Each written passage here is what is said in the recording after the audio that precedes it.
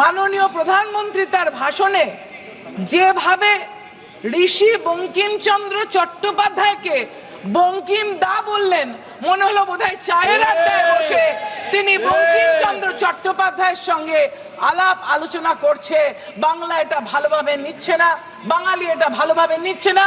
যেমন বাঙালি ভালোভাবে নিচ্ছে না ঈশ্বরচন্দ্র বিদ্যাসাগরের মূর্তি, মর্মর মূর্তিকে দাঁড়িয়ে থেকে ভেঙে দেওয়া, বা রাজা রামমোহন রায় যার জন্য আজকে আমি এখানে দাঁড়িয়ে আছি, যার জন্য সতীদাহ প্রথা তিনি উঠিয়ে দিয়েছেন, মহিলারা শিক্ষিত হয়েছে। ঈশ্বরচন্দ্র বিদ্যাসাগর এবং রামমোহন রায়ের অপমান বাঙালি মেনে নিচ্ছে না, সেরকম আজকেও এখানে ঋষি বঙ্কিমচন্দ্র চট্টোপাধ্যায়কে দাদা বলে সম্বোধন করাটা বাঙালি কিন্তু মেনে নিচ্ছে না। সংসদীয় রীতিনীতি আমরা মেনে চলি, যেমন আমাদের বিভিন্ন ধর্মের মানুষ কখনো বা গীতা, কখনো বা বাইবেল, কখনো বা কোরআন, কখনো বা ত্রিপিটক মানেন।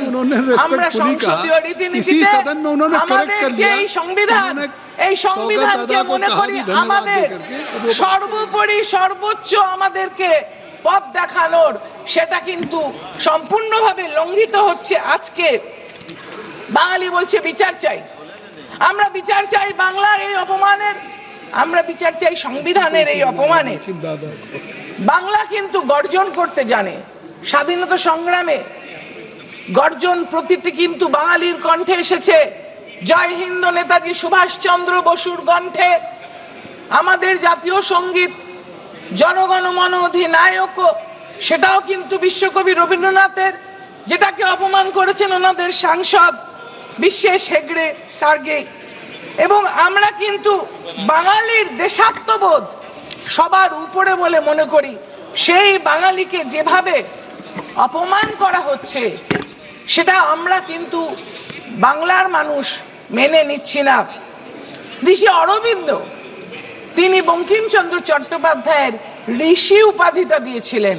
আমি গর্ববোধ করি যে বারাসাতবাসী 4 বারের জন্য আমাকে নির্বাচিত করে এখানে পাঠিয়েছেন, সেই ঋষি বঙ্কিমচন্দ্র সেখানকার ডেপুটি ম্যাজিস্ট্রেট ছিলেন এবং তিনি পায়ে হেঁটে যেতেন ওখানে কাজ করতে কলকাতার থেকে। সেই ঋষি বঙ্কিমচন্দ্র 7ই নভেম্বর 1875-এ বন্দে মাতরম প্রথম বঙ্গদর্শন পত্রিকায় প্রকাশ করেন, আর 1882-তে আনন্দ মঠে যুক্ত হয়। এই বইটি বা এই গ্রন্থটি আমার মনে হয় এনাদের কারুর জানা নেই। আমি এখান থেকে অনলি 2টো লাইন শুধু জানাতে চাই। 1174-75 সাল, সেই সময়তে রাজা রাজস্ব কড়ায় গন্ডায় বুঝে নিলেন।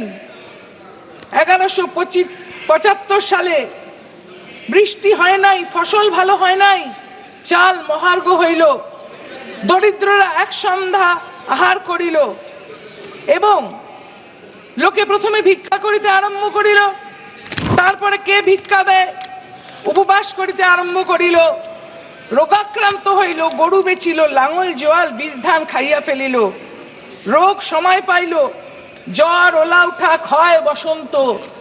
এটা সেই সময়কার একটা চিত্র তুলে ধরছে, যখন ইংরেজ শাসনকালে আমরা অত্যাচারিত হয়েছি। সেই সময় মহেন্দ্রর সঙ্গে আমরা সন্তান দল বলে যারা দেশের কাজে ঝাঁপিয়ে পড়েছিল, সেই ভবানন্দর একটি কথোপকথনে এই গানটা প্রথম প্রকাশিত হয়। বন্দে মাতরম সুজলাং সুফলাং মলয়জি শীতলাম শস্য শ্যামলাং মাতরম। মহেন্দ্র গীত শুনিয়া কিছু বিস্মিত হইল, কিছু বুঝিতে পারিল না। সুজলা সুফলা মলয়জি শীতলা শস্য শ্যামলা, মাতাকে জিজ্ঞেস করিল, মাতাকে? উত্তর না করিয়া ভবানন্দ গাইতে লাগিলেন, শুভ্র জ্যোৎস্না পুলকিত যামিনী ফুল্ল কুসুমিত দ্রুমদল শোভিনীম সুহাসিনীম সুমধুর ভাসিনীম সুখদাং বরদাং মাতরম। মহেন্দ্র বলিল, এ তো দেশ, এ তো মা নয়। ভবানন্দ বলিলেন, আমরা অন্য মা মানি না। জননী জন্মভূমিশ্চ স্বর্গাদপি গরীয়সী, আমরা বলি জন্মভূমি জননী।